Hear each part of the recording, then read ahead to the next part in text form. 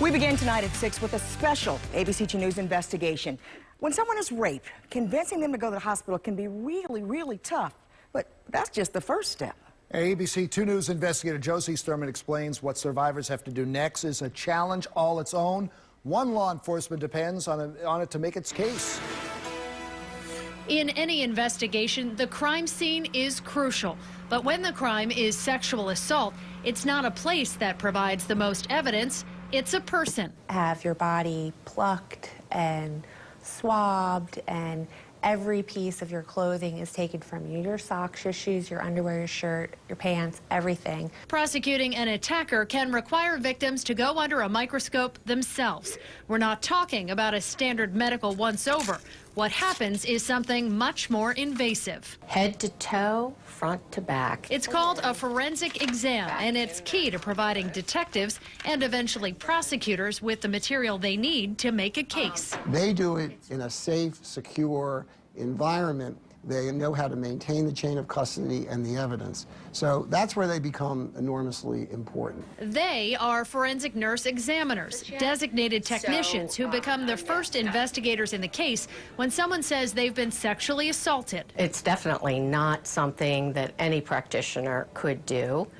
Specialized training is required. Hours of specific training that make FNEs like Linda Kelly at GBMC detectives of the emergency room.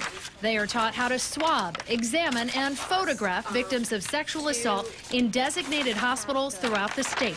It's a rigid process using state police and local law enforcement protocols to collect evidence the FNEs could later have to testify about. This kit, once it's been processed, will be brought into court, and the court will see how I've sealed my evidence. But this kind of evidence can't be collected at every Maryland hospital. Only some of them volunteer and become designated as safe, capable of doing sexual assault forensic exams.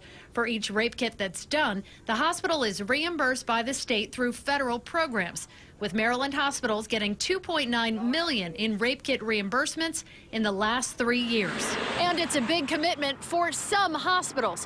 While a few safe facilities do just a handful of rape kits each year, some others, like Mercy, do many more.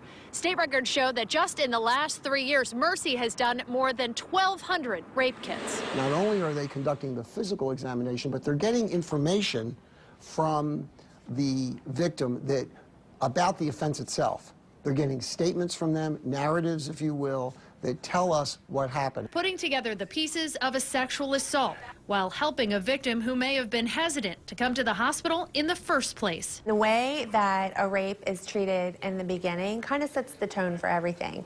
There's so many things that can devastate you down the road and re-traumatize you if they're not done properly. So FNEs walk a fine line, using compassion to help solve a crime. Josie Sturman, ABC 2 News.